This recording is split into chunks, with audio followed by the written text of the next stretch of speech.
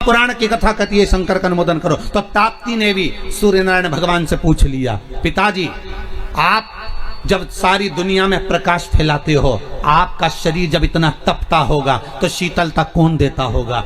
तब शंकर भगवान ने तुरंत कहा, जब कोई भक्त एक लोटा पानी लेकर शंकर पर चढ़ाता है और वो शंकर का चढ़ा हुआ जल गोल जलाधारी से निकलकर चरण से सबसे पहले नीचे की ओर जब आता है, मात्र एक बीते की दूरी पर वो पानी जब बहता हुआ आता है, सूर्य नारायण कहते हैं वो जल मुझे मिलता है और मेरे शरीर की तपन समाप्त हो जाती है। जरा देखिए, लिंग पुराण में उठाकर देखिए, स्कंद पुराण को उठाकर देखिए, और दोनों पुराणों का वर्णन स्पष्ट कर रहा है कि भगवान सूर्य नारायण, इसलिए शायद यही शास्त्र वर्णन करता है, इसीलिए शायद शिव महापुराण में स्पष्ट किया गया कि शंकर की पंचायत में सूर्य भी विराजमान है।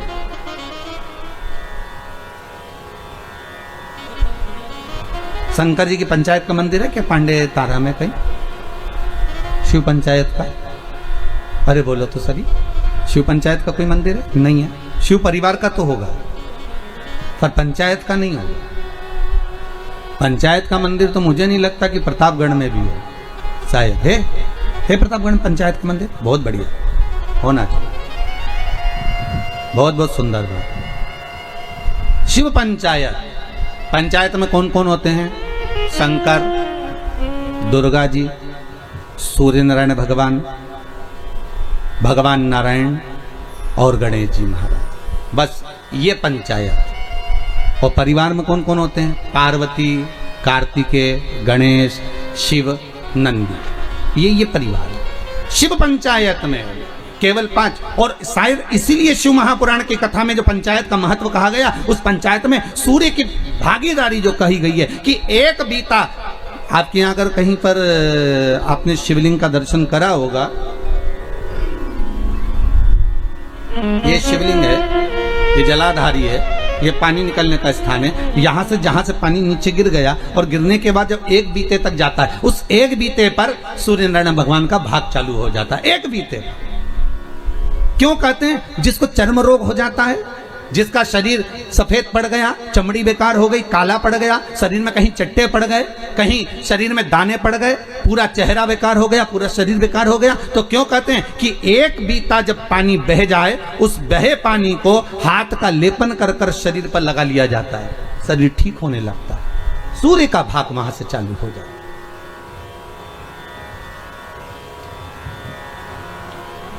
शिव पंचायत का बड़ा महत्व है महाराज जी। अगर आप लोगों ने लिंग पुराण पढ़ी होगी या शिव महापुराण पढ़ी होगी तो उसका बड़ा महत्व है महाराज।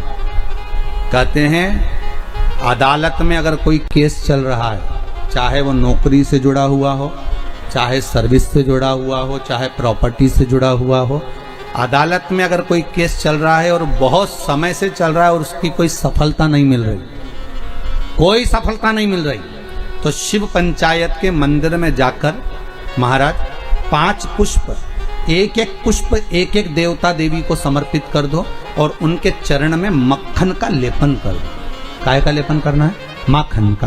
माखन का लेपन कर दो और 5 देवताओं के सामने चौमुखी 5 दिए लगा, 4 बत्ती के घी के, गाय के घी के, एक एक देवता के सामने एक एक दिया लगाओ पंचायत का, और काम ना कर कर वापिस लौट कर आ जाइए। वो केस विजयता अगर देगा तो आपके पक्ष में ही देगा, हार नहीं सकते। शिव पंचायत का बहुत प्रबल भाव है महाराज, शिव पंचायत कोई साधारण नहीं होती।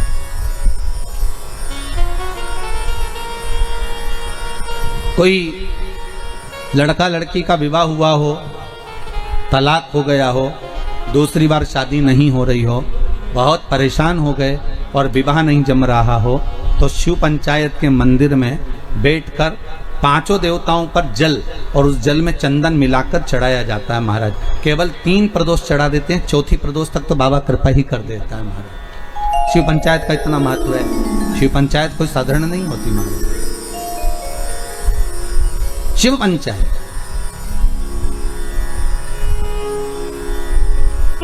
जिसकी कमर का गुरिया खसक गया हो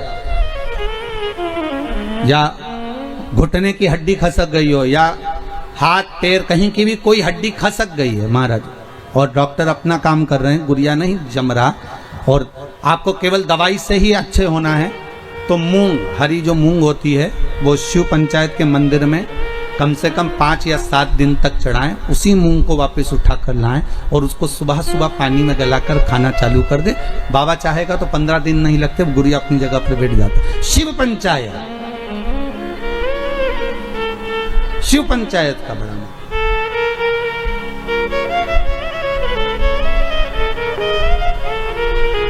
सहज नहीं है शिव पंचायत। तो भगवान शंकर की कथा कर रही है। अगर कहा, मान लो मैंने कह दिया, ताप्ती कहती है मैं पिताजी से पूछूं, तो पिता से कहा, पिताजी आपके शरीर पर इतनी ताप पड़ती है, ए बाबुल, ए पिता। ताप्ती छोटी थी तो कह देती थी पिता से तुरंत जाकर। छोटी बेटी में और बड़ी बेटी में अंतर होता है, बड़ी बेटी मर्यादा में रहती है, बोलती कम है, और छोटी तो तड़ तड़ बोल बुला के बोझ जाए।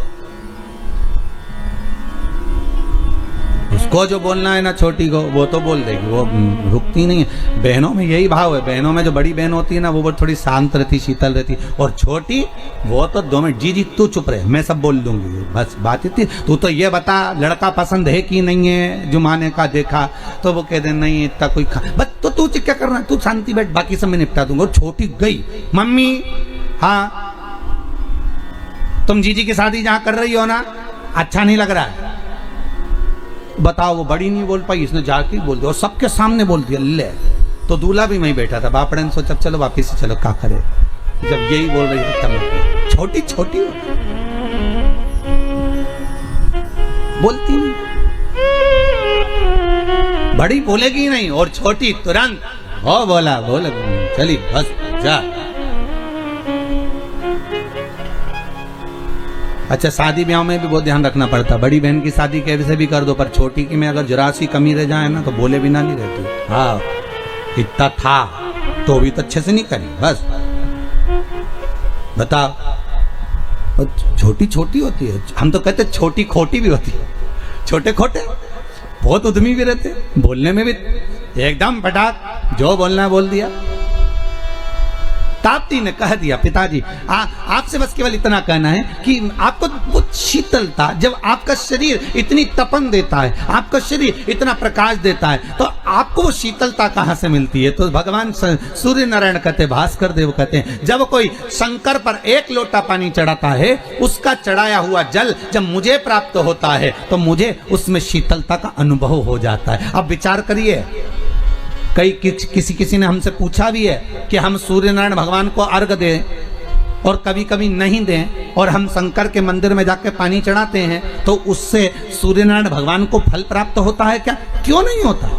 आप अगर शंकर को जल चढ़ा रहे हो तो ब्रह्मा को भी जल चढ़ गया, शिव को जल चढ़ाया तो भगवान विष्णु को भी जल चढ़ गया, शिव को जल चढ़ाया तो जगदम्बा को भी जल चढ़ गया, शंकर को जल चढ़ाया तो गणेश जी को भी जल चढ़ गया, शंकर को अगर जल चढ़ाया तो कार्तिकेय को भी जल चढ़ गया, और शिव को अगर जल चढ़ाया तो 33 कोटि देवता, जहां से पानी बहता है वहां तक 33 कोटि देवता विराजमान होते हैं। इसलिए शंकर का जल लांगा नहीं जाता, वहां 33 कोटि देवता विराजमान होते हैं, सबको जल का भाग मिल गया। एक साधे सब सधे, एक जगह खोदे जाओ पानी तो निकले, खोदो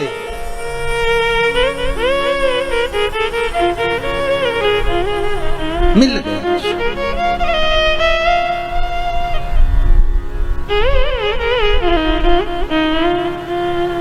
ताप्ती ने सुन लिया, जीजी पिताजी को शंकर जी से भाग प्राप्त होता है, इसलिए तपन नहीं होता। मैं तुझे एक बात कहूं, तू ठाकुर जी को बाद में भजना, कन्हैया को बाद में प्राप्त करना, सांवरिया की तू बाद में हो जाना।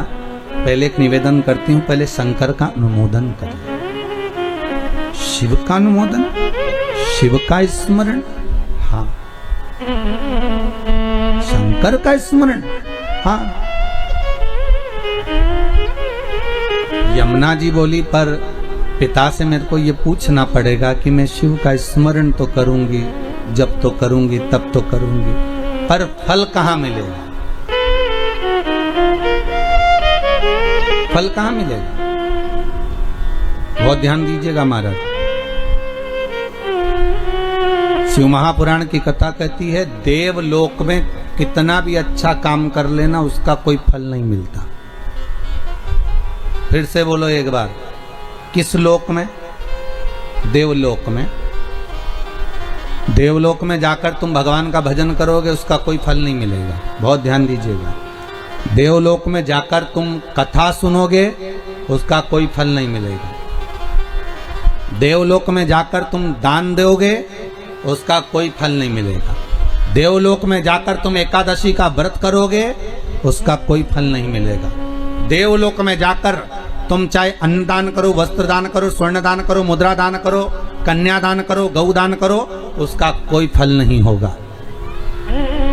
फल केवल मृत्यु लोक में ही मिलता है।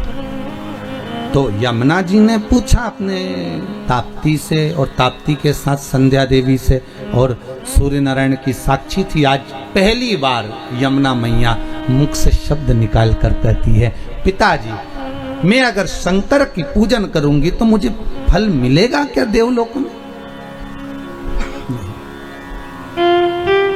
अरे किस्मत वाले हो मृत्यु लोक में रहने वाले।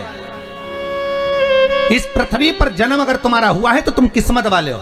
इस भूमंडल पर अगर आप पैदा हुए हो तो किस्मत वाले हो। सूर्य नारायण भगवान के शब्द सुनिएगा कि सूर्य नारायण भगवान क्या कर रहे हैं। सूर्य देवता कहते हैं, सुन यमुना ए कालंदी, ए यमुना सुन। यमुना ए संध्या की पुत्री, ए भास्कर की पुत्री सुनो। इस देवलोक में चाहे तुम उपास कर लो, दान कर लो, पुण्य कर लो, सत्कर्म कर लो, उसका कोई फल तुम्हें नहीं मिलेगा। अगर तुम्हें फल चाहिए तो तुम्हें मृत्यु लोक में जाना पड़ेगा। तो यमुना जी बोली, पिताजी मैं मृत्यु लोक में जाऊंगी और वहां अगर मैं तप साधना करूंगी तो मुझे फल मिलेगा? क्यों नहीं मिलेगा? मृत्यु लोक की भूमि केवल एक ऐसी भूमि है। देवलोक में देवता बसते हैं, मृत्यु लोक में महादेव बसता है। मृत्यु लोक की भूमि केवल एक ऐसी भूमि है जहां पर अगर व्यक्ति थोड़ा सा भी भजन करता है, पुण्य करता है, दान करता है, सत्कर्म करता है, नाम जाप करता है, तो उसका किया गया फल उसको तुरंत प्राप्त हो जाता है। कथा के दूसरे दिन की कथा याद करिए। आपको कहा था एक व्यक्ति इतना कंजूस था, उसने केवल कचरे का दान दिया था, और सांप अंदर आ रहा है और वो कचरा उसको रोक रहा है। हमारा किया गया दान, हमारा किया गया पुण्य, हमारा किया गया सत्कर्म, हमारा किया गया भजन, हमारे द्वारा किया गया गौ माता को दान, हमारे द्वारा किया गया मंदिर निर्माण में दान, हमारे द्वारा किया गया वृद्धजन को दान, हमारे द्वारा किया गया ब्राह्मण भोज को दान, हमने जो दान करा, चाहे कन्या को, गऊ को, जिस रूप में दान करा, हमारा करा दान हमारे सामने आकर एक ना एक दिन खड़ा जरूर होता है। चाहे तुम्हारे को वेंटिलेटर पर ले जाकर भी अगर पटक दिया जाए तो तुम्हारा किया गया दान वहां भी आकर खड़ा हो जाएगा और वेंटिलेटर से उठाकर वापस घर पर लेकर आ जाएगा। ये वो दान, वो सत्कर्म, वो पुण्य तुम्हारे सामने आएगा, कोई दूसरा नहीं।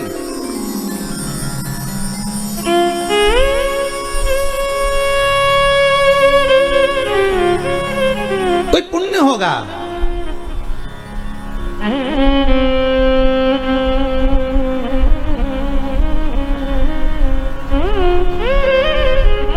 अरे उस क्षण को याद करो जो जिस चीज का दान करता है उसके सामने आ जाता है। जो जिस चीज का दान करता है। गरुड़ पुराण का एक एक संवाद याद करो कि हो सकता है हमारे द्वारा हम मकान बना रहे हो, कोई पेड़ काट दिया हो, कोई वृक्ष निकाल दिया हो, अपनी जगह बनाने के चक्कर में, अपना सुख देखने के चक्कर में ना जाने उस ऑक्सीजन को हमने रोक दिया हो। तो आज हो सकता है ऑक्सीजन हमारे तक नहीं पहुंच पा रही है। खुद के भी तो कर्म भाव को फिर स्मरण किया जाए कि हो सकता है, तो भगवान से क्षमा मांगो, याचना करो उसके आगे कि हो सकता है मैंने पूर्व में कोई गलती करी होगी, पर मेरे नाथ हे शंभु, हे त्रिकालदर्शी, हे कैलाशी, हे विनाशी, कुछ ऐसी कृपा कर दे कि अब वो गलती नहीं करूंगा। हो गया, मेरे से गलती हो गई थी, मैंने हो सकता है पीपल का वृक्ष कटवाया हो, बेलपत्री का वृक्ष कटवाया हो, और भी आम के पौधे, ना जाने कितने बगीचे कटवाए होंगे। जब मैंने कॉलोनी काटी होगी, जब मैंने प्रॉपर्टी बनाई होगी, जब मैंने कुछ निर्माण करा होगा, ना जाने कितने ऑक्सीजन देने वाले इन वृक्षों को काटा होगा, तो उसका भाग हो सकता है मेरे कर्म में लिखा होगा, पर आज क्षमा मांगता हूं कि अब नहीं होगा। उस परमात्मा से भले पलंग पर पड़े हो पर क्षमा याचना कर लो, उससे मांगो क्षमा। वो पिता है और बाप हमेशा अपने बच्चे को माफ कर देता है, ये पक्का है। हो सकता है गलती हुई होगी तो मेरा शंभु, मेरा त्रिकालदर्शी, मेरा कैलाशी क्षमा भी कर दे।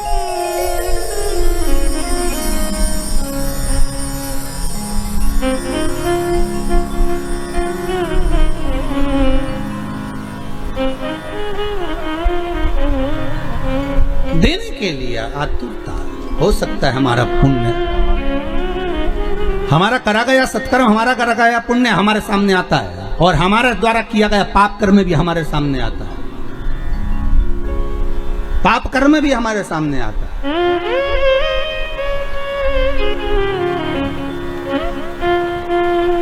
फिर निवेदन करूंगा, मत बुरे कर्म कर बंदे, वरना पछताएगा।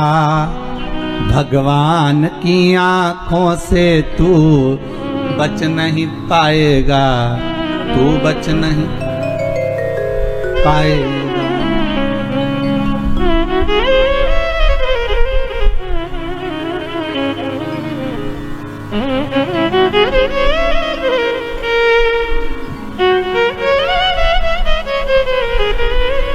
आज एक हमारे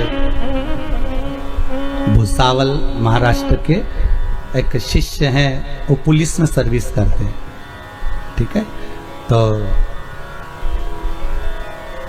रणवीर जी करके उनका नाम है।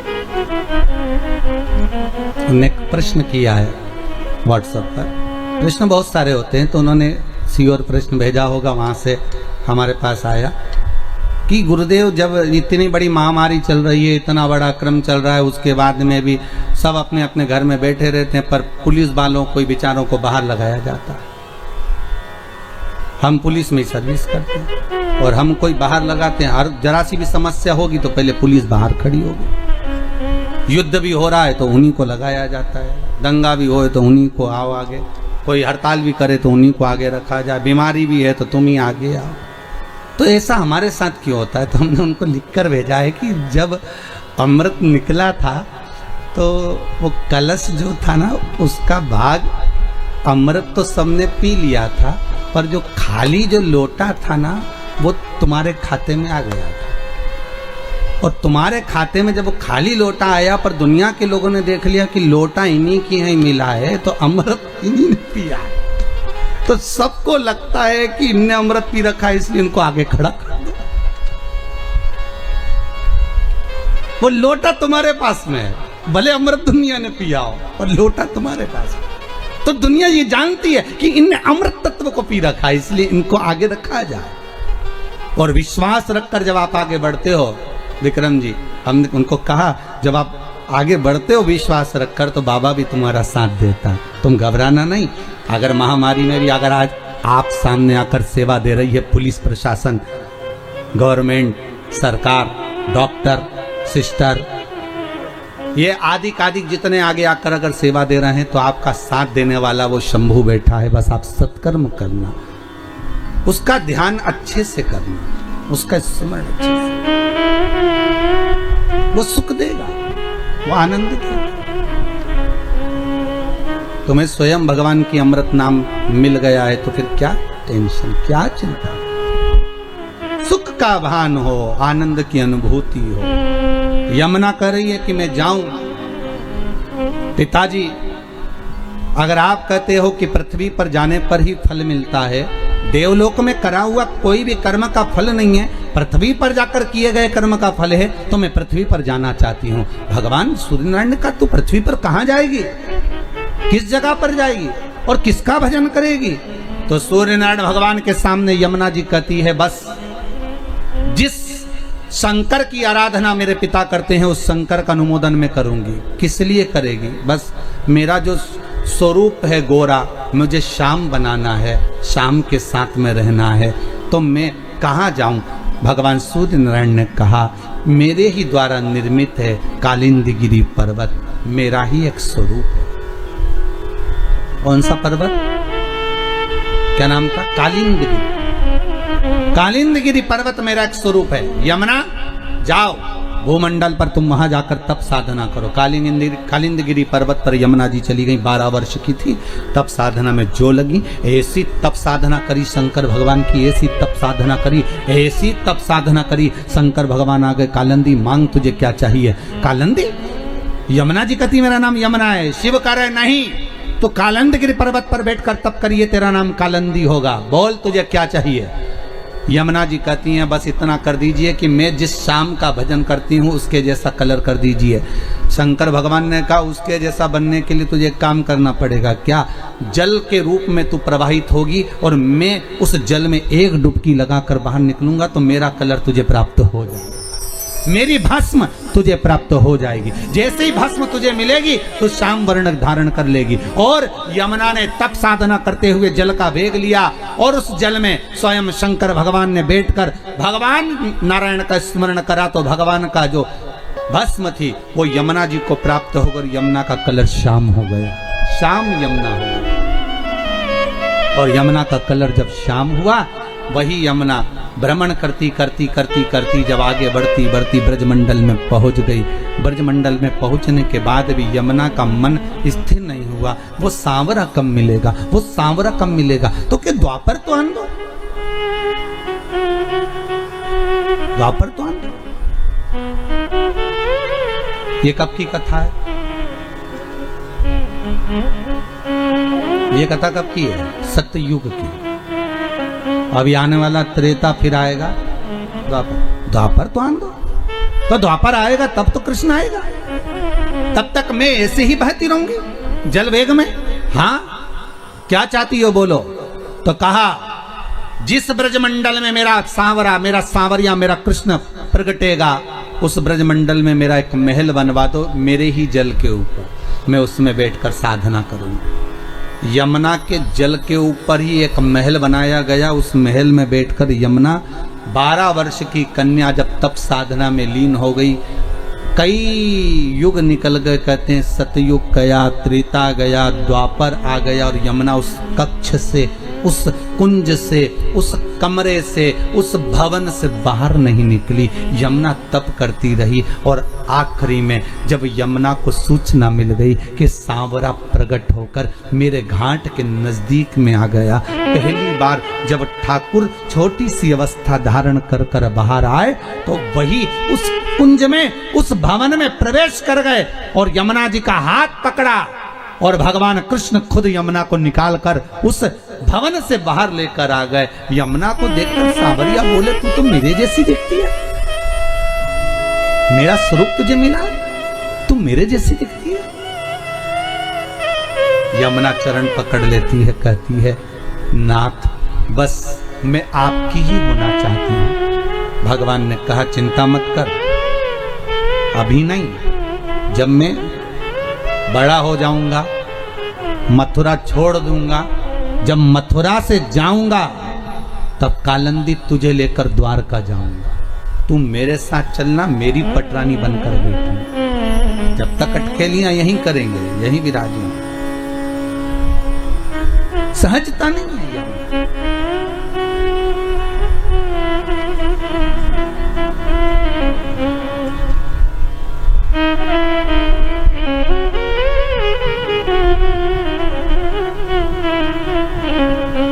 धन्य है माया, धन्य है वो सूर्यनारायण भगवान की डीकरी, धन्य है वो सूर्यनारायण भगवान की बेटी, धन्य।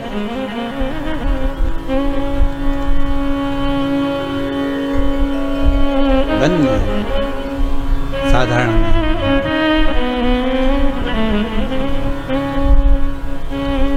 भगवान की अविरल भक्ति का स्वरूप है। आज भगवत स्मरण का जो सुख का भाग कहा गया वो साधारण नहीं हो सकता। शिव महापुराण की कथा कहती है भगवान शंकर का चरित्र वर्णन करता है। कल कथा जो चल रही थी उसमें अपन ने एक व्याख्यान सुना था मंथन का। उस मंथन में विष निकला तो शिव को मिला, अमृत निकला तो देवताओं को मिला, और देवता अमृत पाने के बाद भी उनकी अभिमतता इतनी बढ़ गई थी कि वो भगवान शंकर के सामने खड़े होकर कहते हैं कि आपने विष पिया तो कौन सा बड़ा काम किया। देखिएगा जरा संबोधन देखिएगा। जब धन का मद आ जाता है, जैसे बाणासुर के पास आ गया था,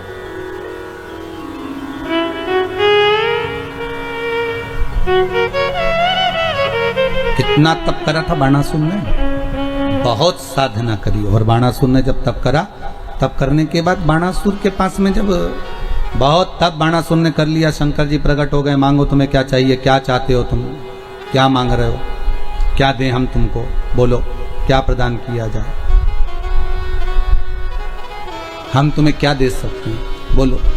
बाणासुर ने कहा अगर आप हमें देना चाहते हैं तो हमारे 1000 हाथ कर दीजिए। शिव जी ने कहा ठीक है, 1000 हाथ दे दिए। अब 1000 हाथ मिल गए तो बाणासुर जहां युद्ध करने जाते वहां विजय होकर आ जाते। अब बाणासुर को लगता कि बताओ मेरे इतने हाथ, अब तो कोई मेरे से युद्ध करना ही पसंद नहीं करता। अब हाथ खुजाते बाणासुर के, तो एक दिन शंकर जी के पास ही पहुंच गया। शंकर जी से बोला भोलेनाथ भोलेनाथ। शंकर जी बोले बोलो क्या बात है, अब फिर वापिस आ गए तुम, क्या मांगना चाहते हो? मांगना नहीं है, आपके साथ युद्ध करना है। शंकर जी ने पूछा मेरे साथ युद्ध काय को? तो बाणासुर कहते हैं अब मेरे इतने हाथ देखकर कोई मुझसे युद्ध ही नहीं लड़ता, सब मेरे सामने हार जाते हैं। अब मेरे से कोई युद्ध लड़ने वाला चाहिए, तो युद्ध लड़ने वाला कोई दूसरा नहीं, तुम मेरे सामने युद्ध करने आओ। शंकर भगवान बैठे थे, पार्वती मैया की आंखों में अश्रु भर गए। माँ जगत जननी जगदम्बा रो पड़ी। शिवजी ने पूछा पार्वती तू क्यों रो रही है? पार्वती जी कहती हैं आप कहते थे कि बाणासुर तो मेरा शिष्य है, बाणासुर तो मेरा गण है, बाणासुर तो मेरा द्वारपाल है, और ये बाणासुर तो हाथ सामने आकर कह रहा है कि तुम युद्ध लड़ो, मेरे को तुमसे युद्ध लड़ना है। पार्वती चिंता मत कर, चिंता नहीं करना, अपने को टेंशन नहीं लेना हो, है कि चिंता करना। जरा जरा सी बात में तू रोने बैठ जाती है टेंशन लेकर। अब नारी का स्वभाव है, स्त्री है। आप में भी कई माताएं ऐसी होंगी, जरा सी बात टेंशन आ जाए तो रोने बैठ जाए बेचारी को, कहीं फिर टेंशन आ जाए, फिर अब नारी का स्वभाव है, उसको हो जाता है ऐसा भाव प्रकट हो जाए।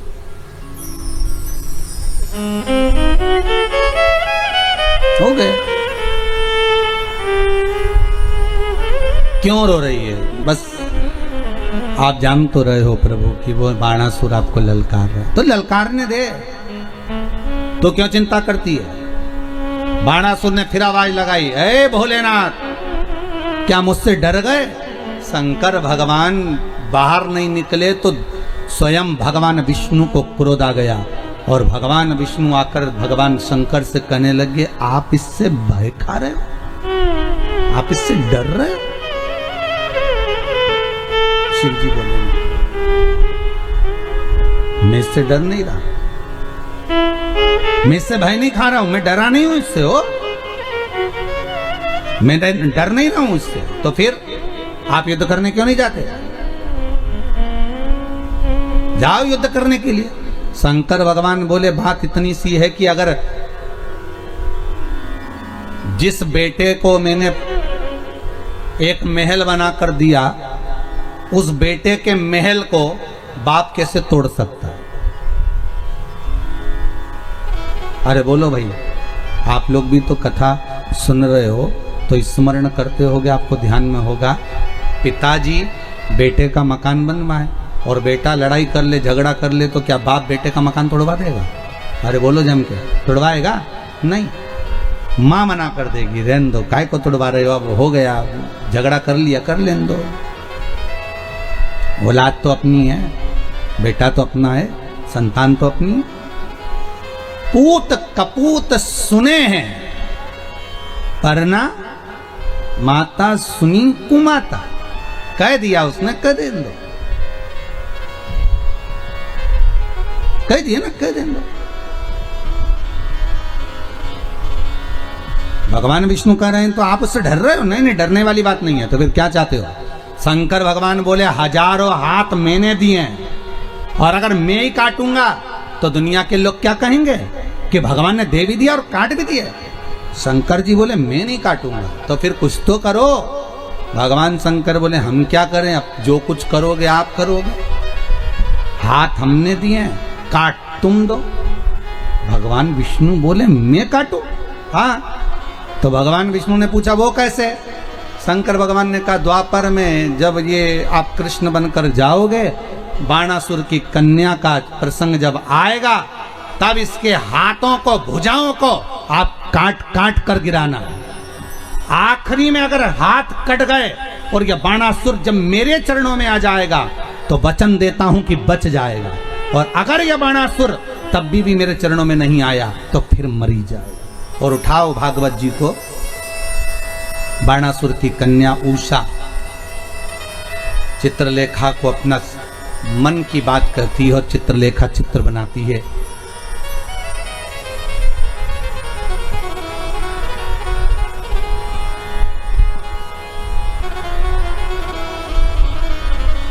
और वो अनिरुद्ध का जब चित्र निर्माण करती है और कहती है मुझे यही चाहिए।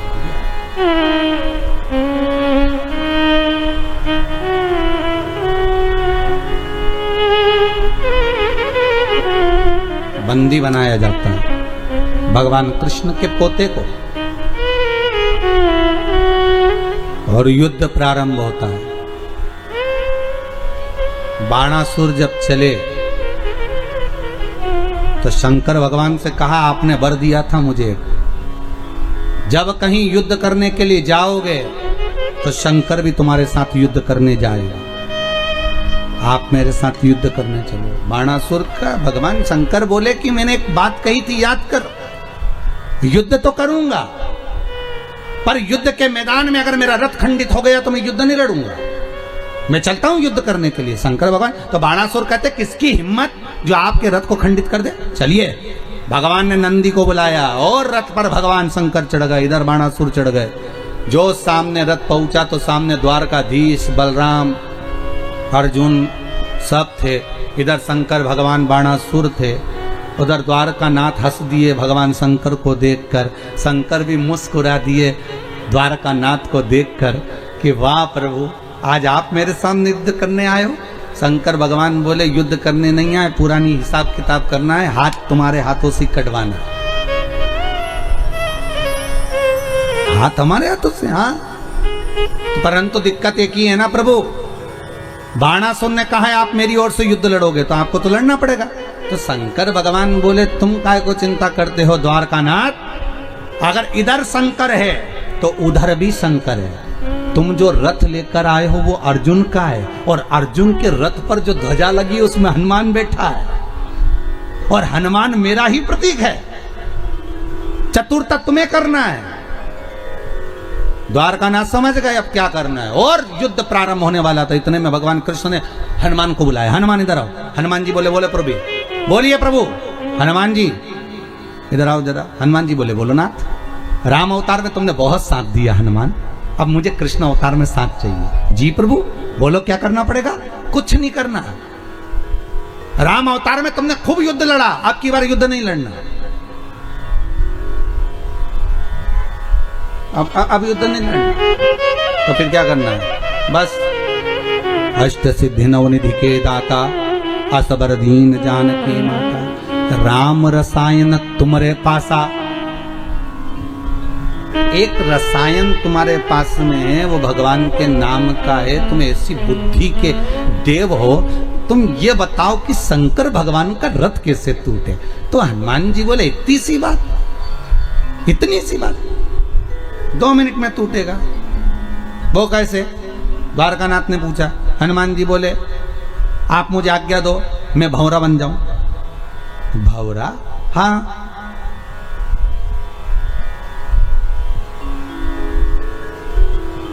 मैं भंवरा बन जाऊं, आप कह दो मैं बन जाऊंगा, और भंवरा बनकर जाऊंगा।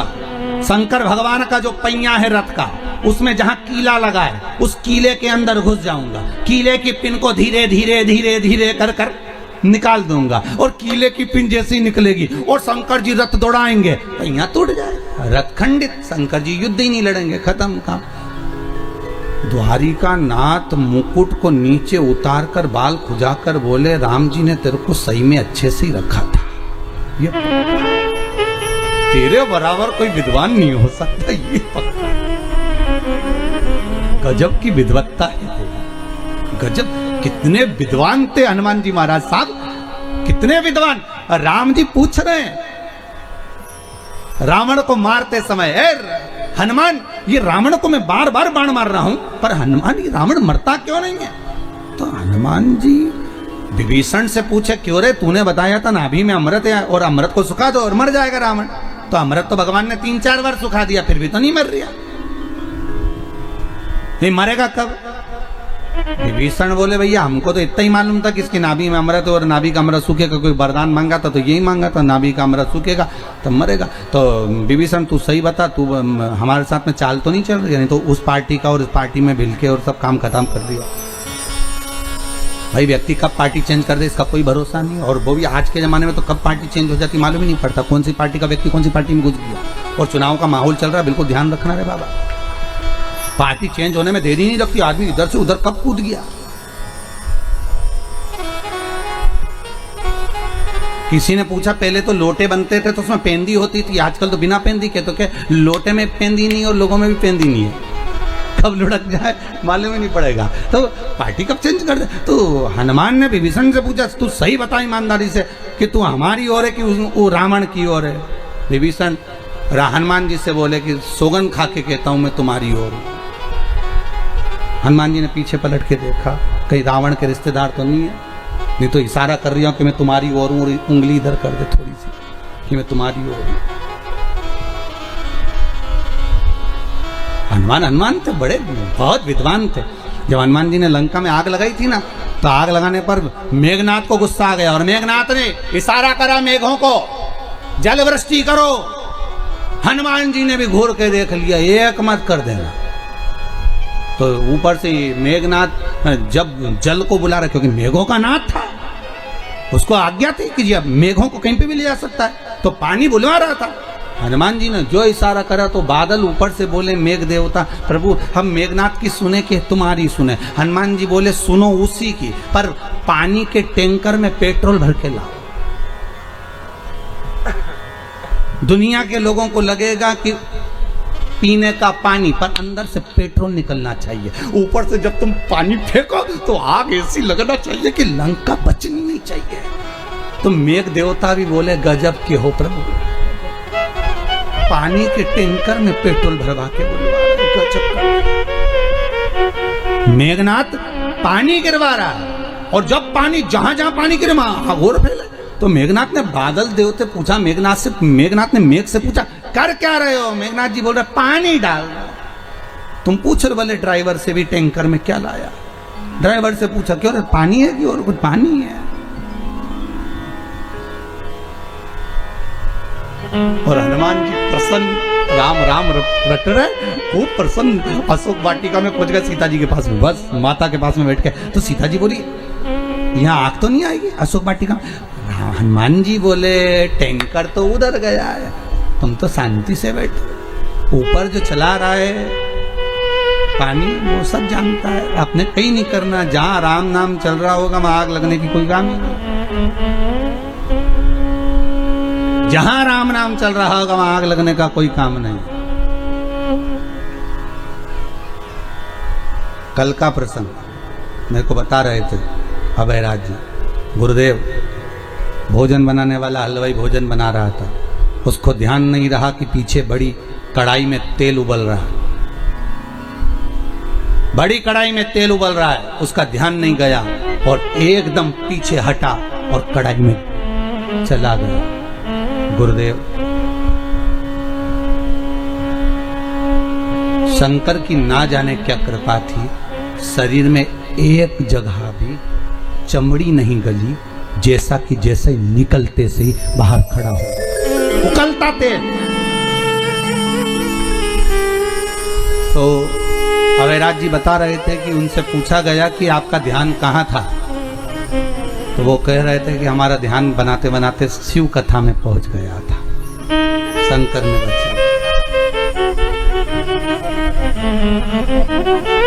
जिस ओर आपका ध्यान गया है, जिस ओर आपका चित्त गया है, वृत्ति गई है, वो आपकी रक्षा स्वयं करेगा, दूसरा नहीं। दूसरा नहीं करेगा, वो स्वयं करेगा। हे हनुमान, विद्वान है हनुमान।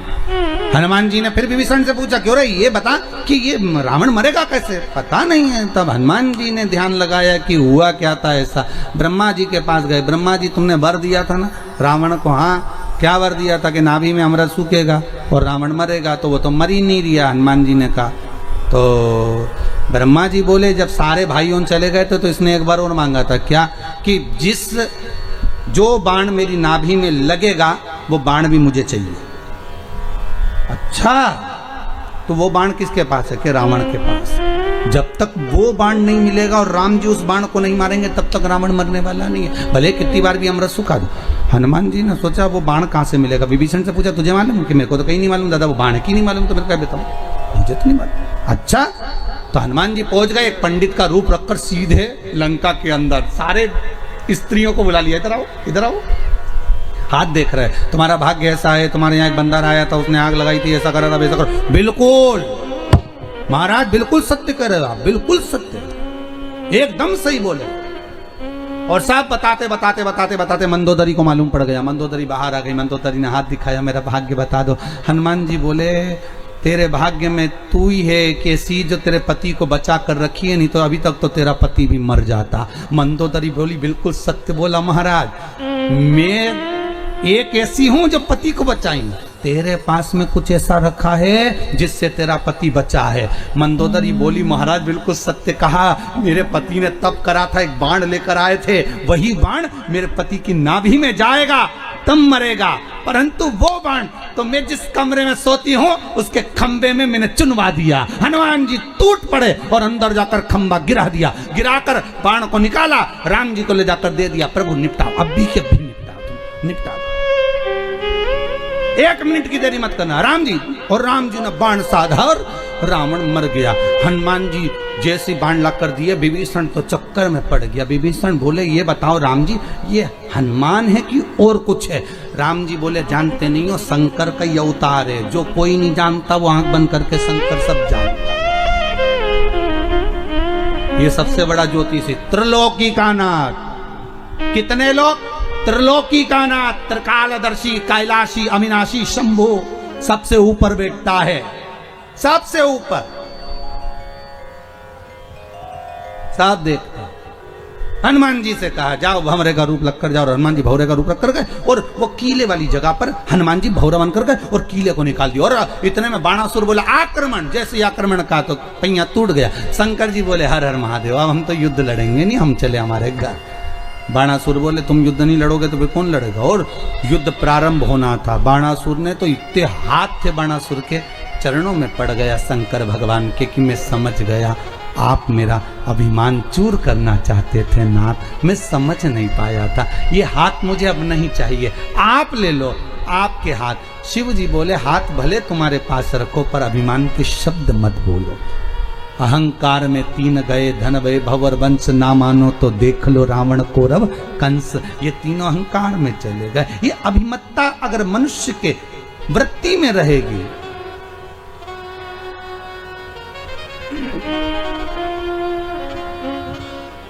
ये अभिमत्ता रहेगी तो फिर भजन नहीं पाओगे।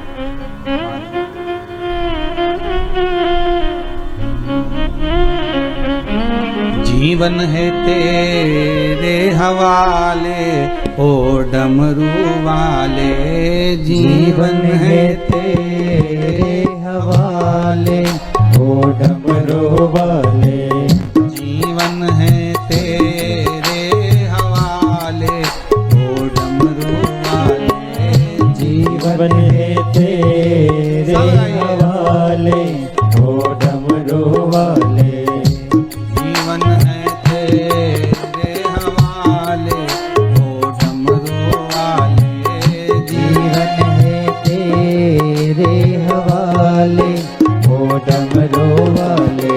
ओ मेरे डमरू वाले, ओ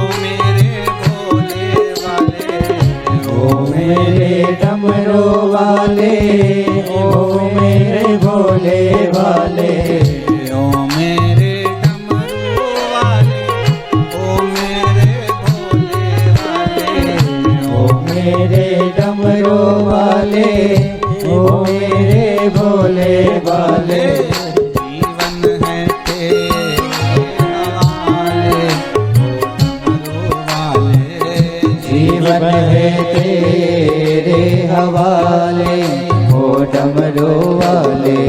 जीवन है तेरे हवाले ओ डमरू वाले।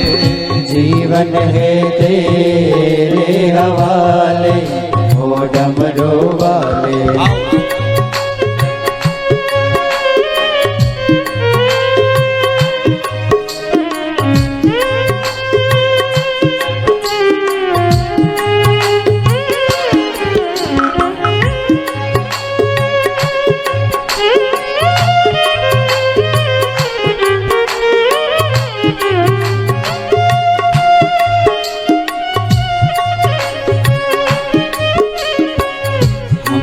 कठपुतली है तेरे हाथ की।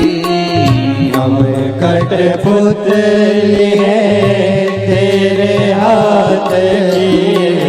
हम कठपुतली है तेरे हाथ की। हम कठपुतली है तेरे हाथ की। चाहे तुझे से न चाले ओ डमरू वाले। चाहे तुझे से न चाले ओ डमरू वाले। जीवन है तेरे हवाले ओ डमरू वाले। जीवन है तेरे हवाले ओ डमरू वाले। ओ मेरे डमरू वाले ओ मेरे काशी वाले। ओ मेरे डमरू वाले ओ मेरे काशी वाले।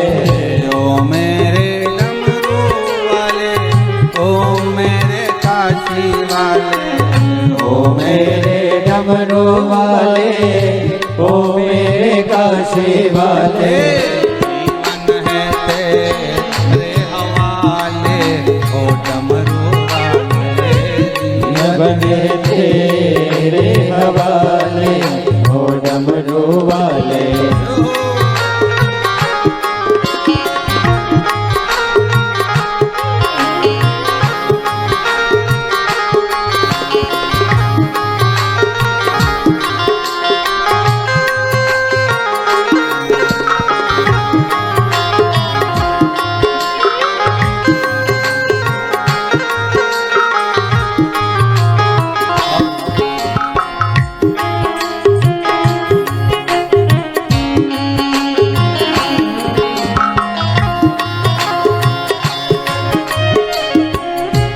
मेरे अपने हुए पराए। मेरे अपने हुए पराए। मेरे अपने हुए पराए। मेरे अपने हुए पराए। अब तू अपना बना ले ओ डमरू वाले। अब तू अपना बना ले ओ डमरू वाले। जीवन है तेरे हवाले ओ डमरू वाले। जीवन है तेरे हवाले ओ डमरू वाले। मेरे डमरू वाले ओ मेरे काशी वाले। ओ मेरे डमरू वाले ओ मेरे काशी वाले। ओ मेरे डमरू वाले ओ मेरे काशी वाले।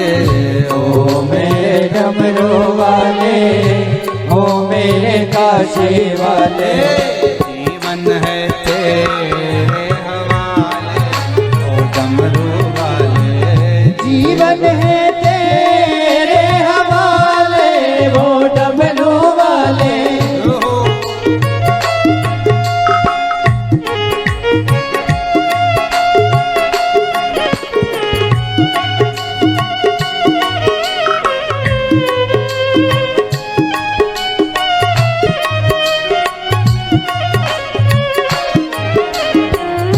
अपने चरण का दास बना ले। अपने चरण का दास बना ले, अपने चरण का दास बना ले, अपने चरण का दास बना ले, काशी नगरिया बसा ले, ओ डमरू वाले, काशी नगरिया बसा ले, वो डमरू वाले, काशी नगरिया बसा ले, ओ डमरू वाले, काशी नगरिया बसा ले, वो डमरू वाले, जीवन है तेरे हवाले, ओ डमरू वाले, जीवन है तेरे हवाले, वो डमरू वाले, ओ मेरे डमरू वाले, ओ मेरे काशी वाले, वो मेरे डमरू वाले, वो मेरे काशी वाले, ओ मेरे डमरू वाले, ओ मेरे काशी वाले, ओ मेरे डमरू वाले, ओ मेरे काशी वाले, अपने गले से लगा ले, ओ डमरू वाले, अपने गले से लगा ले, वो डमरू वाले, अपने गले से लगा ले, ओ डमरू वाले, अपने गले से लगा ले, वो डमरू वाले, जीवन है तेरे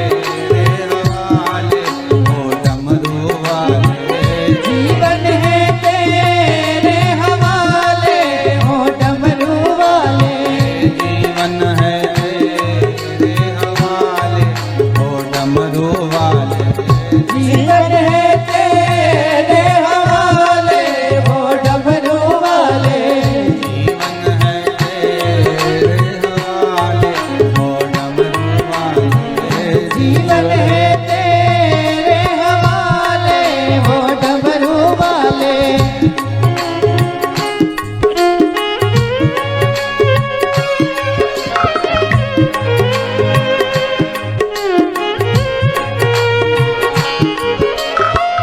काशी नगरिया बसा ले, ओ डमरू वाले, काशी नगरिया बसा ले, वो डमरू वाले, काशी नगरिया बसा ले, ओ डमरू वाले, काशी नगरिया बसा ले, वो डमरू वाले, जीवन है तेरे हवाले, ओ डमरू वाले, जीवन है तेरे हवाले, वो डमरू वाले, ओ है शंकर है, कालदर्शी है, कैलाशी अविनाशी है शंभो। अहंकार जब मनुष्य के हृदय चित्त में पहुंचता है तो वो सब कुछ नष्ट कर देता है। हम से थोड़ा सा अहंकार में तीन गए, धन वैभव और वंश, ना मानो तो देख लो रावण कौरव कंस, तीनों अहम में चले।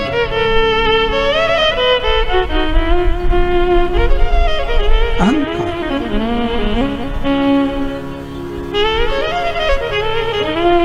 भगवान शिव का एक अवतार है यक्ष अवतार। कौन सा अवतार है? यक्ष। कब लिया था? केवल अहंकार तोड़ने के लिए।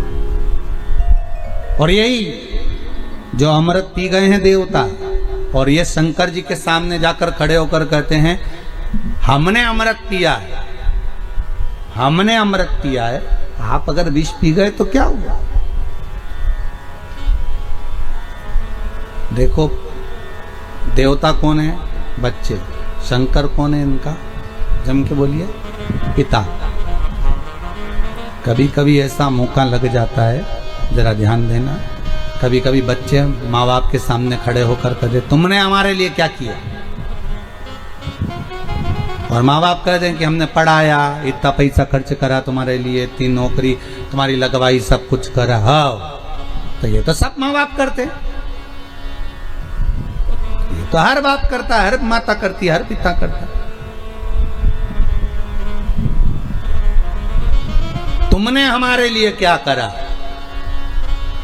ये तो हर माँ बाप करते हैं। बच्चों को पढ़ाते लिखाते आगे बढ़ाते और साथ में उनके लिए पढ़ाई लिखाई में खर्च भी करते हैं खर्चा इतना।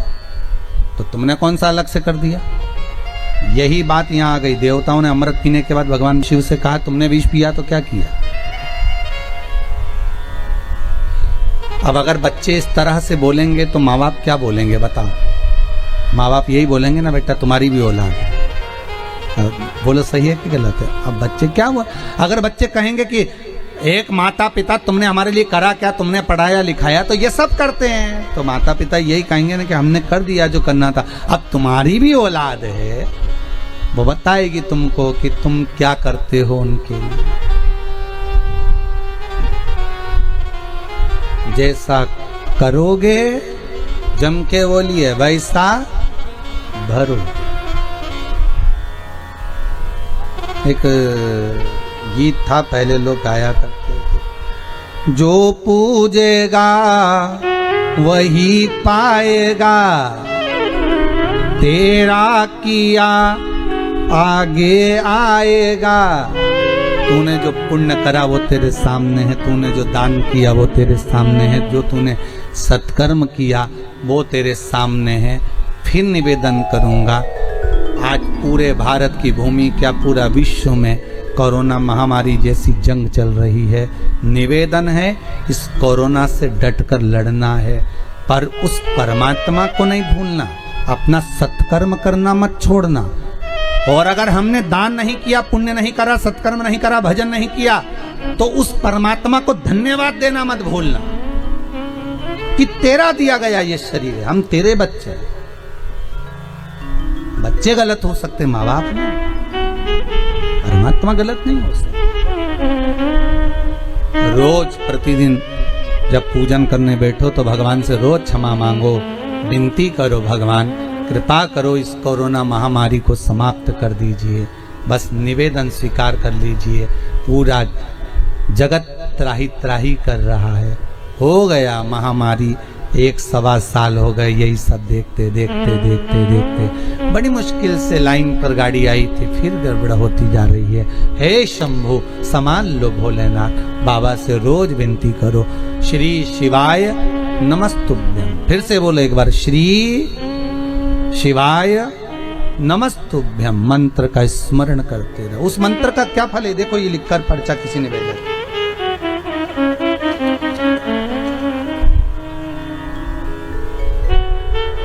कानपुर से आए हैं कोई, अब इन्होंने पीले कलर का पर्चा है इनका। कहाँ बैठे हैं जिनने लिखा है? कानपुर से हैं कोई। गुरुदेव, भगवान ने इतनी कृपा करी है, कोई कानपुर से हैं ये, इतनी कृपा करी है कि जो जो समस्या थी, परेशानी थी, बाबा ने सब हल कर दिए। ऐसी शंभू की कृपा हुई है। रविकांत जी पांडे हैं कोई, और पुनीता पांडे महाराज। ये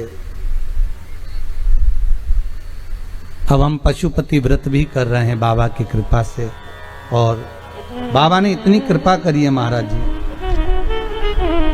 कि हम वर्णन ही नहीं कर सकते। इस पत्र में उन्होंने लिखा है, केवल मंत्र का स्मरण कर लेना, केवल आपका विश्वास, आपकी दृढ़ता, आपका भरोसा और शंकर के प्रति प्रेम, स्नेह, वो जीवन का अपने आप सुख प्रदान कर देता है।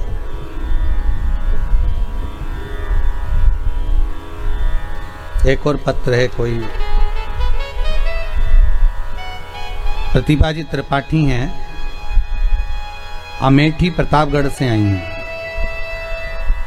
आप ही आए।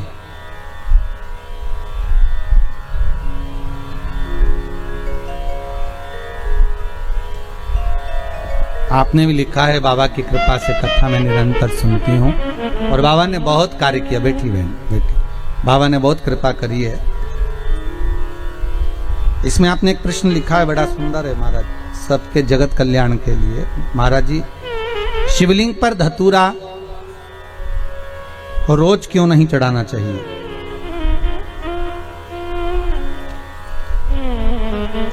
अच्छा प्रश्न है। शंकर भगवान को धतूरा कब चढ़ाना चाहिए उसका विशेष ध्यान रखें। जैसे शिवरात्रि है, प्रदोष है, या सोमवार है, या कोई विशेष आपका उत्सव है, तो आप शिव जी को धतूरा चढ़ा सकते हैं। या विशेष कोई बीमारी ऐसी लग गई है, या विशेष कोई तकलीफ ऐसी हो गई है जिसका निवारण नहीं हो रहा, तो आप धतूरा चढ़ा सकते। धतूरा चढ़ाने का भी एक क्रम है। हल्दी में भिगोकर धतूरा चढ़ाया जाता है लक्ष्मी के लिए। चंदन में भिगोकर धतूरा चढ़ाया जाता है आयु की वृद्धि के लिए। अबीर एक सफेद कलर का बॉर्डर होता है। अबीर गुलाल जो होती है, गुलाल में अबीर डलता है, चमकदार, आपने देखा होगा अबीर। तो अबीर में धतूरा जो डुबो कर चढ़ाया जाता है, अबीर को लगाकर चढ़ाया जाता है, वो रोग मुक्ति का होता है। काय के लिए होता है? वो रोग मुक्ति, रोग की मुक्ति। धतूरे का भी एक स्मरण होता है महाराज। बहुत भारी रोग है, बीमारी लग गई है, डॉक्टर अपना काम कर रहे हैं, घर का व्यक्ति बहुत बीमार हालत में पड़ा हुआ है, तो बेलपत्री के वृक्ष के नीचे भी शिवलिंग का निर्माण कर कर एक धतूरा समर्पित करा जाता है, जिससे रोग से मुक्ति होती है। उसमें ना तो हल्दी लगाई जाती है, ना चंदन लगाया जाता है, ना अबीर लगाया जाता है, केवल धतूरा चढ़ाया जाता है। रोग मुक्ति। श्री शिवाय नमस्तु। अहंकार से वंचित हो जाए देवता, पर देवता पुत्र हैं और शंकर इनके पिता हैं, और आज देवता कर करें कि आपने विष पिया तो कौन सा बड़ा काम कर दिया। पार्वती जी की आंख में जल भर गया, आपके सामने अमृत का पात्र तक नहीं आया। देवता विष लेकर आ गए पर अमृत लेकर आपके सामने नहीं आए, और वो अमृत देवता खुद पी गए, और आज आपके सामने आकर करें कि आपने करा क्या। पार्वती जी कहती है मैं जानती थी ये सब बात, इसलिए मैं आपको मौन कर रही थी, चुप कर रही थी कि मत पियो इस विष को, मत पियो इस विष को। संसार बड़ा विचित्र है, बड़ा विचित्र।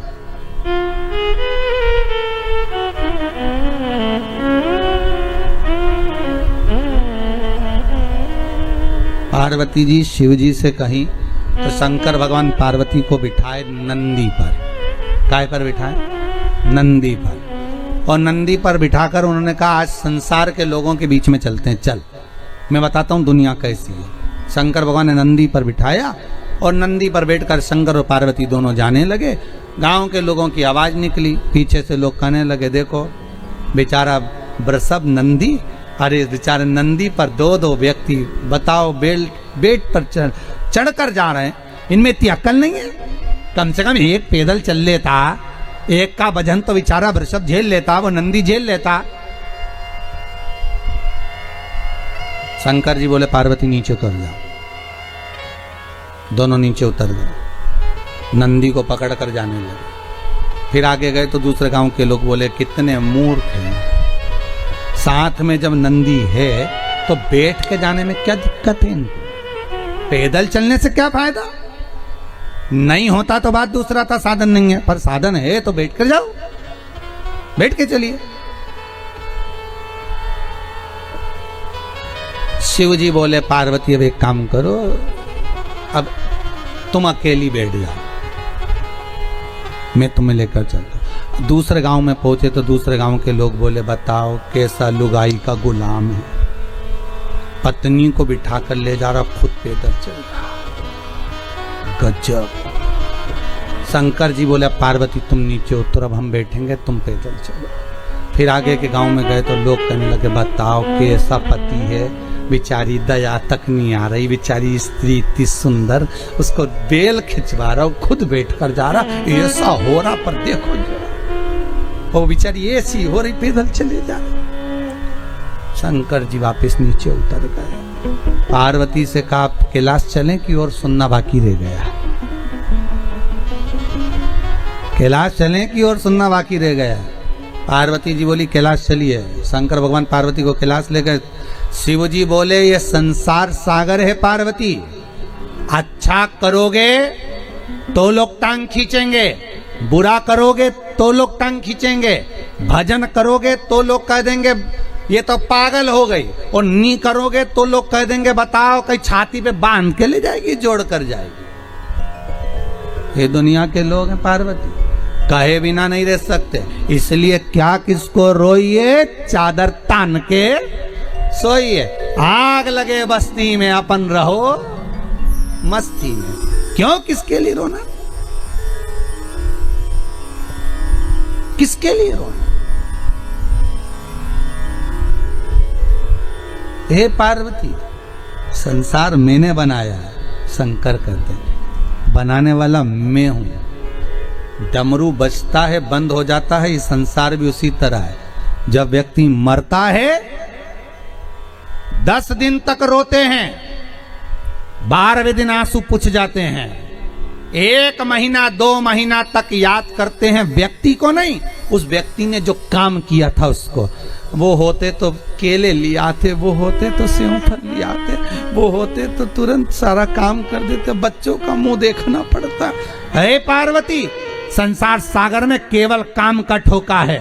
काम के लिए दुनिया याद करती है, धन के लिए दुनिया याद करती है, बाकी का दुनिया का संबंध जैसे ही कोई मरता है मैं हृदय से उसको विच्छेद कर देता हूं। शिव कहते हैं मैं 12 दिन नहीं लगने देता, 10 दिन में भुलवा देता हूं। बस आंख के आंसू पुछ जाते हैं। फिर याद आते हैं कब, जब बेटे को काम बोला वो नहीं कर कर आया, तब याद आएगा कि वो होते तो काम करते, माँ होती तो काम करती, ये होता तो काम होता। ये व्यक्ति को याद आता है। पार्वती, संसार मैंने बनाया है, एक एक व्यक्ति के गुण तत्व उसके भीतर क्या क्या विराजमान करा है मैं जानता हूं।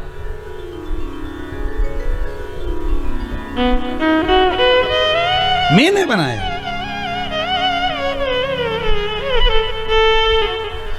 अरे तेरा दिन याद करे, क्यों रे मन सुमिरन क्यों नहीं करे। कितने दिन जम के तो बोलो, तेरा तेरा दिन याद कर। एक बार जम के बोलो, तेरा तेरा दिन। तेरा मतलब अपन सबको केवल लोग कितने दिन याद करेंगे, तेरा तेरा दिन याद करे, क्यों रे मन सुमिरन क्यों नहीं करे। क्यों ना करे, कौन याद करेगा कितने दिन तक। हाँ, अच्छा काम कर जाओगे, दान कर गए, पुण्य कर गए, सत्कर्म कर गए, भजन कर गए, नाम स्मरण कर गए, कहीं कोई अच्छा कार्य जीवन में कर कर चले गए और मर भी गए, फिर दुनिया के लोग घर के भले भूल जाएंगे पर दुनिया के याद रखेंगे कि कोई काम हुआ था, कोई सत्कर्म हुआ था, कोई शिव महापुराण की कथा, कोई यज्ञ, कोई अनुष्ठान, कोई सत्कर्म कर कर गया है, भगवत भजन कर कर गया। और नहीं तो खाया खाया खाया खाया, जोड़ा जोड़ा जोड़ा, आखिरी में यहीं छोड़ा, चले गया। इतना बड़ा फोटो टंग गया, बस प्लास्टिक के फूल की माला और कंडा जला के घी और शक्कर, बस इससे ज्यादा कुछ नहीं किया। पहले रसगुल्ला खाते थे, अब घी और शक्कर छूट रही है, कुछ नहीं बचा। और फिर भी अहंकार, फिर भी अहम। देवता करें कि तुमने करा क्या स्पीकर।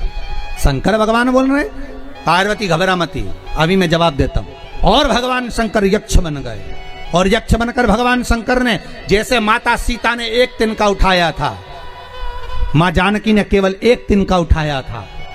वो तिनके का बल क्या होता है ये जानकी जानती थी।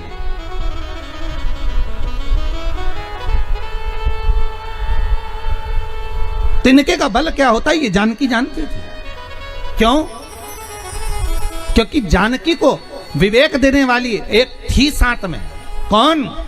वो विभीषण की बेटी त्रिजटा।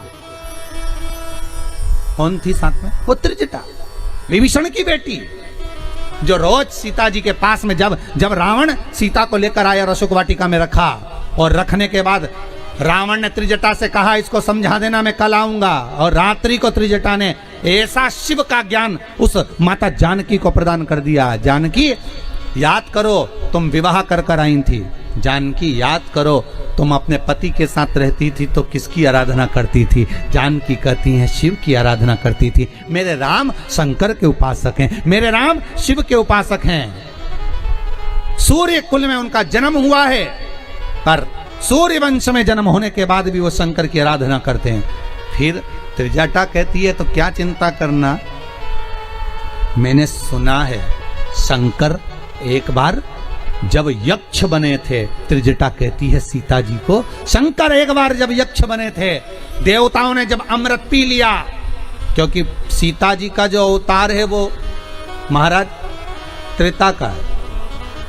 कौन सा है? त्रेता का। ये कथाएं जो चल रही हैं वो सतयुग की चल रही है। त्रिजटा विभीषण के मुख से सुनी थी, विभीषण के मुख से त्रिजटा ने सुना था कि शंकर ने क्या यक्ष बनकर, क्योंकि शंकर के जो 19 अवतार हैं उसमें एक अवतार यक्ष का है, एक कपाली, पिपलाद आदि जो अवतारों का वर्णन किया गया है, भिक्षुवर है, ये अवतार शिव के हैं। रुद्र ये शिव के हैं, उसमें 28 अवतार में से एक अवतार है शंकर का यक्ष। और त्रिजटा रात्रि को बता रही है शंकर भगवान का चरित्र कि मेरे पिता विभीषण कहते थे, मेरे पिता विभीषण कहते थे कि एक बार देवताओं को अहंकार आ गया था, और जब अहंकार आ गया तो शंकर भगवान यक्ष बन गए थे। उन्होंने एक तिनका उठा लिया था, उस तिनके को उठाकर ले जाकर शंकर भगवान ने सारे देवताओं के सामने रख दिया था कि जिसकी सामर्थ्यता हो, आपने अमृत पिया है, आप प्रबल हो गए हो, आपके भीतर अहंकार समा गया है, और आपके भीतर अगर अमर तत्व है तो इस तिनके को तोड़ के बता दो, जलाकर बता दो, उड़ाकर बता दो, पानी में बहाकर बता दो। जिसकी सामर्थ्यता हो इस तिनके को मात्र हिला दो, फिर मैं, शिव जी कहते हैं मैं तुम्हें बड़ा मान लूंगा, करो मेहनत। ये त्रिजटा कह रही है किसको? जम के बोलिए, मां जानकी को। तो सीता जी ने पूछा एक तिनके में इतना बल होता है त्रिजटा? विभीषण की पुत्री त्रिजटा, एक तिनके में इतना बल होता है कि किसी से हिलता नहीं है? त्रिजटा कहती है जानकी, सीता महारानी, तिनके में बल नहीं होता, अंदर के विश्वास में बल होता है, भरोसे में बल होता है, दृढ़ता में बल होता है। जिस परमात्मा का हम भजन करते हैं जानकी, जिस परमात्मा को हम भजते हैं सीता, अगर हम भजन कर रहे हैं तो ये दिल, ये हृदय, ये विश्वास प्रबल होता है कि मुझे विश्वास है कि मेरा शंकर मेरा बुरा नहीं करेगा, क्योंकि मैंने उस पर जल चढ़ाया, मैंने शंकर का अनुमोदन करा, 1 लोटा पानी चढ़ाया, 1 लोटा दूध चढ़ाया, 5 बेलपत्री मैंने शंकर को चढ़ाई है, तो विश्वास है कि शंकर बुरा नहीं कर सकता। ये वस्तु नहीं, ये विश्वास प्रबल हो रहा, ये भरोसा दृढ़ हो रहा।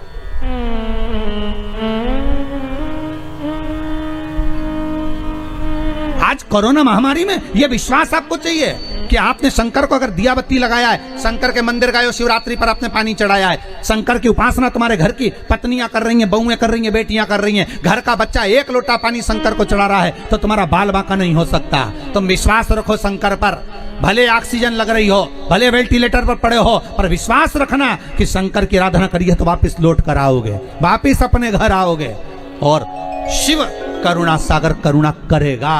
बस वो विश्वास सीता जी के हृदय में त्रिजटा जगा रही है। वही विश्वास इस कथा के माध्यम से, पांडे तारा से, हम भी आपको जगाने का प्रयास कर रहे हैं। वही विश्वास जो त्रिजटा ने सीता के हृदय में जगाया था, वही विश्वास इस कोरोना महामारी में आपके मन में जगाने का प्रयास कर रहे हैं।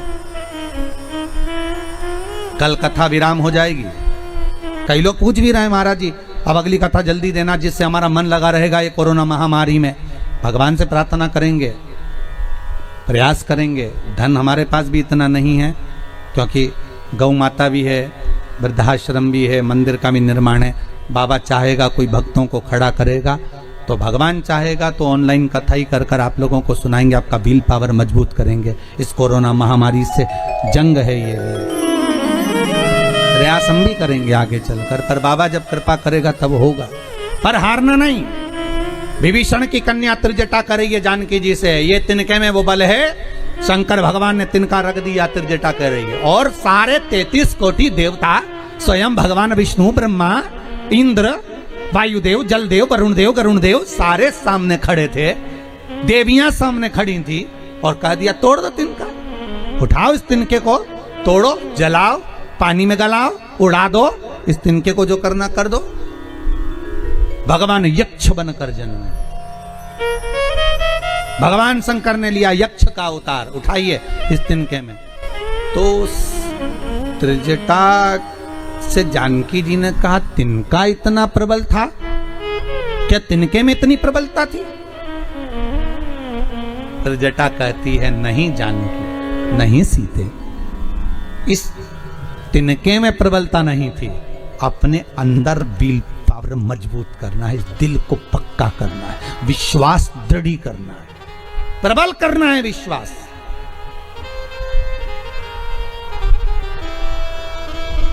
कोरोना इतनी बड़ी बीमारी नहीं है, उससे हार जाना बड़ी बीमारी है, उस पर आपका विश्वास प्रबल होना चाहिए। और सर्दी जुकाम खांसी सब देखा जाएगा, क्या करेगा?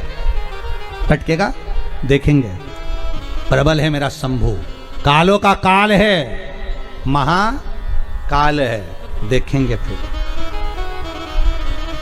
वो तिनका प्रबल नहीं था, पर जानकी के भीतर कथा सुना सुना कर त्रिजटा ने सोच लिया था आज ही की रात्रि है, कल लंका अधिपति रावण यहां आएगा, सीता को डराएगा, धमकाएगा, भय देगा। और यह कोरोना महामारी भी रावण जैसी है, भय देगी, डराएगी, धमकाएगी। पर रात भर में त्रिजटा ने उस तिनके को इतना प्रबल कर दिया, इतना प्रबल कर दिया कि सुबह जब रावण आया मैं लंकेश, और सीता एक तिनका उठाकर देखने लगी, हंसने लगी, मुस्कुराने लगी, तो रावण बार बार कहता है कि तू मेरी ओर क्यों नहीं देखती, तिनके की ओर देखती है। तो सीता जी मन में सोचती हैं कि यही तिनका तो त्रिजटा ने मुझे ज्ञान दे दिया रात्रि भर में, एक अकेला तिनका जब 33 कोटि देवताओं से नहीं उठा, तो ये तिनका तेरे में दम है जो मुझे हिला के बता देगा। विश्वास जब प्रबल होता है तो अच्छा अच्छा भी धरा की धरा रह जाता, अच्छा अच्छा धरा रह जाता। विश्वास की प्रबलता होना चाहिए, भरोसे की दृढ़ता होना चाहिए। वो यक्ष अवतार शंकर का था और सामने भगवान ने तिनका रख दिया, एक एक करके देवता आते गए, तिनके को हिलाने का प्रयास करा, तोड़ने का प्रयास करा, पर नहीं नहीं।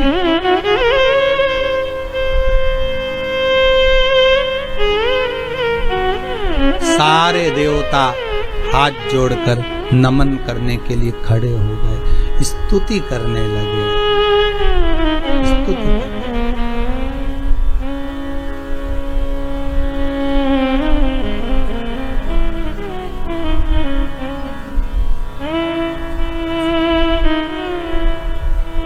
हाथ जोड़ निवेदन कर रहे, कर्पूर घोरम करुणावतारम संसार